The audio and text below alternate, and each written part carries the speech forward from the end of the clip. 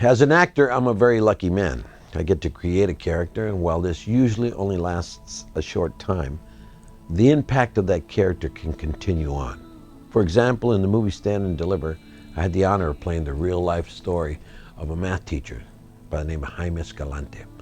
Professor Escalante was passionate about his students, mostly Latino, and their success. But I'm no actor today. As I talk to you, I'm a husband, a father, passionate activist for education and against gang violence. I feel strongly that we must educate our youth, move them up and forward with unsquelchable goals. It is what they are doing at Roseland University Prep in Santa Rosa, California, in an area where there had been a lot of gang violence. It is a model for other schools and, most importantly, a model for other students anywhere in this country, anywhere in this world actually, who want to do great things with their lives. As Jaime Escalante said, you are the true dreamers, and dreams accomplish amazing things. Will you take a moment to journey with me? I don't think you'll be disappointed. In this high school, situated in a neighborhood that is poor and predominantly Latino, these students, all too familiar with gang colors of red and blue, chose the combined hue of purple to color the walls of an old warehouse where they came to learn and to excel. Here, the students' playing field is a concrete parking lot, yet the body and the mind is exercised with precision and enthusiasm.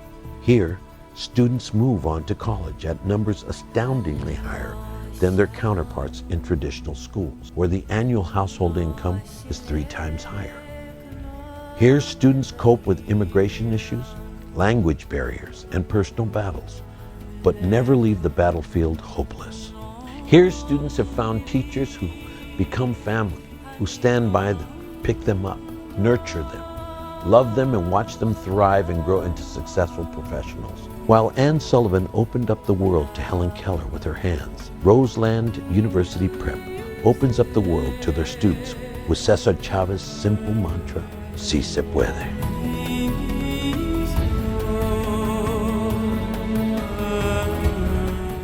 For me, it was a great thing that I transferred to Roseland. It was the best decision of my life as an older person because it definitely changed everything. I don't think I would have gone to college if I stayed at the other high school. This last year, RUP staff made the biggest difference in my life. I think that I made it this far because of them, because I didn't have any family support, and then my family kind of split up and fell apart this last year, the summer for senior year, and I was a mess on campus, and all the teachers were really supportive of me because they were my family, because I didn't have a family anymore.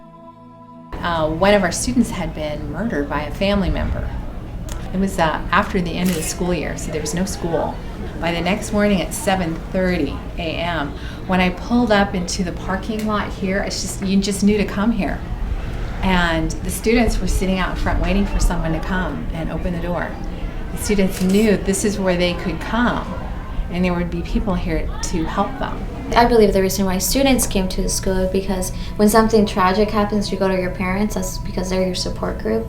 And I think everybody realized that RUP was their support group. It spoke so highly of the family feeling, I think, that we have when you have a tragedy. You find out, who your family is and who cares about you.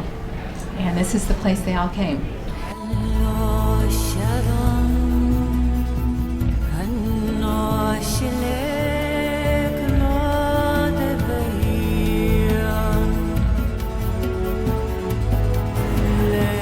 It's hard to describe, isn't it? The energy that you feel when you come into the school is hard to describe. You have to be here to sort of feel it. But I think it's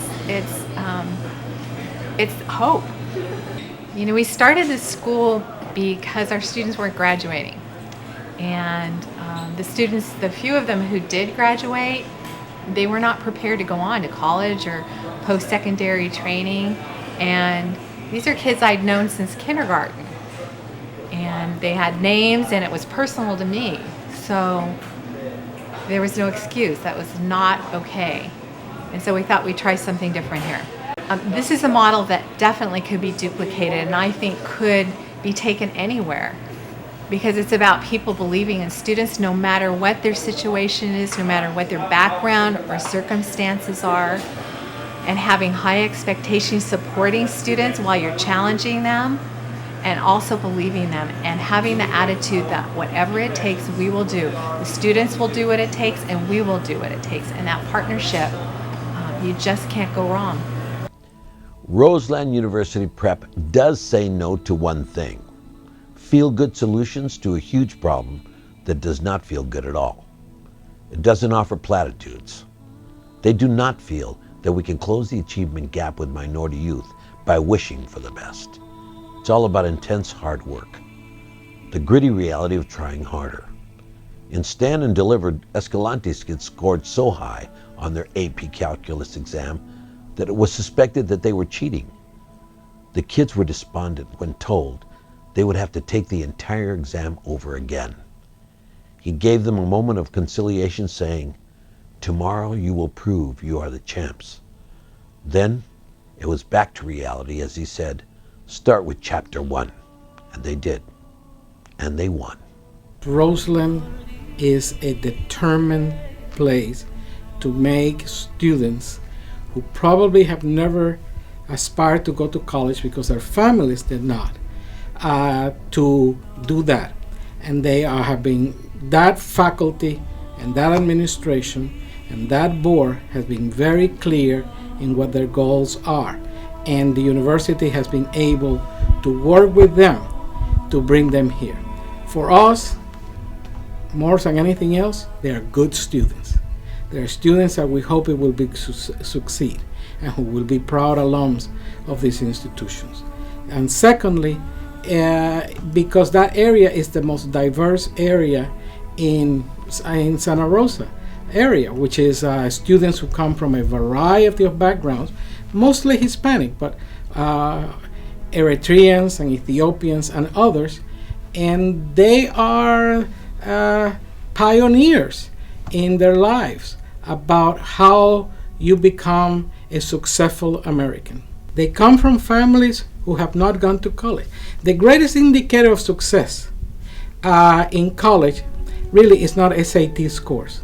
Is if one member of your family, a close member, has graduated from a university. These are the people who are going to do this for their other members of their family. Therefore, in that sense, it opens up a venue, a chain of success that those families will benefit from on to eternity. We're always and forever one human race, and we can always and forever seek out ideas to conquer our battles. We can fight the enemy, which is so often ignorance, if we cherish the ability to learn. It's so much more exciting to find the victory of our minds through education than the meaningless drone of mediocrity. Here, from my experience, we have part of our community that for the most part has been plagued with violence, high crime, gang activity, and who would have thought that we would be able to turn things around here in this area and actually have kids want to go to school every day, that actually show up all day long, that are actively engaged. It's a completely different environment that you would see in your traditional schools, and it's all because people made a decision. They made a decision that they wanted to try something different. We are just in an area that is statistically what we call underserved. The first, second generation students graduating high school as well as college, and really just the big push is getting our kids to college and prepared to get all the way through college. So a lot of heart, a lot of dedication, amazing staff, amazing students who really just have a huge dream. Let's see, our graduation rate here at RUP, we have about, on average, 95% that graduate, 90% of students moving on to secondary education. I've noticed lately that we've been told no a lot. There are so many rules legislated on our behalf by people that really don't know us, often do not understand us, and certainly do not love us. At RUP, they say yes a lot. Yes, we can work this out. Yes, we can try another approach. Yes, we can work together harder. Because we are people that love you and support you and want you to succeed. When you succeed, so do we. si se puede. You don't really have a relationship with your teachers. You kind of just show up to class, sit there for an hour and a half, and then leave. But in comparison to being at Roseland, you stay after school and talk to your teachers. You get help for an hour or two, and you can even some students even have lunch with their teachers. They have like a lunch day and to talk about life or any issues that are going on. So they are your friends. They are your support group. So that's the difference from a bigger high school. Definitely a different energy every time I came onto campus. I don't know, just it felt like the students wanted to be here and the teachers wanted you to be here and they wanted to help you. And they were always here for that support. They were after school, before school, they could help you in whatever you needed. I used to come in and get help for math, go do work after school with math. And just the teachers, they never forced you to be anywhere. It was all your choice. And I think that's what makes this school so different. AVID is acronym that stands for Advancement via Individual Determination. And what's beautiful about those 4 words especially is that it looks at not only academic success, but giving our students essential life skills in order for them to be successful not only in a high school setting, but post-secondary settings as well, and becoming productive members of society. When I was in high school, we had a lot of discussions either in our AVID class because we did tutorials and we got to choose current topics, and mostly we all chose, the majority were topics about immigration. I chose undocumented workers as my social issue for the year. Education has always been my top priority, and it wasn't my parents' top priority because they were immigrants and they had to like put food on the table, therefore they were working all the time. So it was all like self-motivation, and got myself through elementary, middle school, and high school, and now college. Definitely seeing the lifestyle that my parents were having, and I was part of that lifestyle because I was a kid, and so that definitely motivated me to have a different lifestyle. And I've always been very interested in helping people. So like I understood at an early age that to help people I have to get an education first. I am committed to passing the rope back, a concept that is cornerstone at Roseland University Prep, a fundamental principle of their educational experience. You get a lot, and you therefore must give back a lot. Simple to say, harder to do. Pero si se puede. It can be done. It is done here. In Roseland, what I'm planning on doing is eventually come back and either teach after I get my master's, and or do kind of a social project, nonprofit in Roseland, because we need more of those, especially focusing on girls. I can only wish that we had systems in place like RUP. My background is that of a farm worker. I came to the United States when I was 3 years old. I didn't speak English. For me, early childhood education was really nothing I understood. Trying to master a new language, trying to understand a new environment. The main focus of my life as a young child was farm work. That is, to be ready to go out and pick crops. Education wasn't a priority, even though my parents wanted that for me. That wasn't the focus of the schools that I attended. Nobody ever came to me and said, Ernesto, you can do something.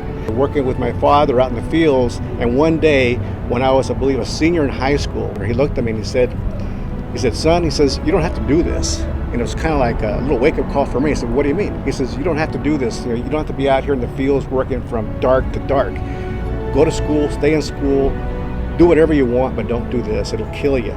But I only wish that early on as a student that I had somebody that actually believed in me and that could show me the way out of what I came from. It's always been a battle for me since I realized I wasn't that I wasn't a legal citizen here, that I couldn't get my license, I couldn't get a job, and obviously couldn't get educational help. So it's always been an obstacle, because now that I'm trying to get a job to pay for my books and little expenses in college, I can't. I have to get like a nanny job, and so we are definitely lost in the shuffle. That's why it's hard when you say that people are trying to go to college, undocumented students trying to go to college, that they don't make it because they didn't graduate high school. It's not because of that. Sometimes it's because they don't have the money to go.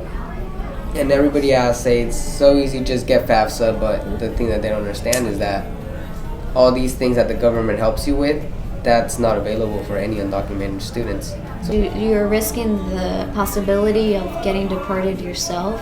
So, for example, the Paying Dream Act. fines. Yeah, paying fines for being here. And it's not our fault. We I were was gonna brought say, you here were by our born here, parents. You were born here, yeah. So that's the issue covered in the Dream Act. You put me in Mexico, I'm gonna be Where- like where'd an you- American in Right, Mexico. right, jeez. So that's something that people don't also realize. They dismiss that fact that kids were brought here when they were 5, 6, 7, 8, and then the majority of their life has been in the U.S. So if you put a kid back in, you deport a young student to Mexico, they're going to be completely lost. They're being displaced. I was born in Mexico. I came when I was 7, I think 6 or 7. I was in 1st grade, so I had to learn the language. My mom's still learning how to speak English, and my dad is still learning, still trying. But we just had to do it like right off the bat.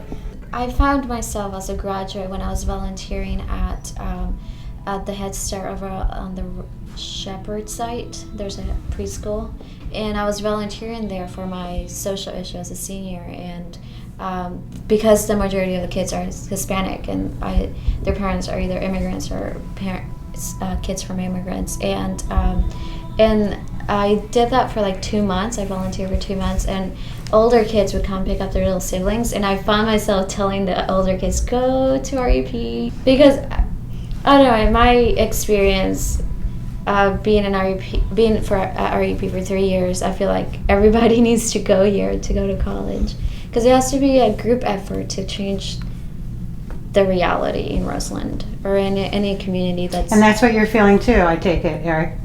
The whole, yeah. In most cases, it has worked out very well. We have students from the very first class. As a matter of fact, I think the only picture of non-family that I have in my office is a picture back there of the first class of Roseland. And they graduate, and I'm able to give them a diploma. I think what you feel is hope, and it's springing up. It's not putting upon anybody, but I believe when the students begin to see the future, their own futures for themselves, hope springs up. I think that's what you're seeing. I salute the magnificent young men and women in this film, the students and graduates of Roseland University Prep. These are the people who are defining what it means to be an American in the 21st century. Sí se puede.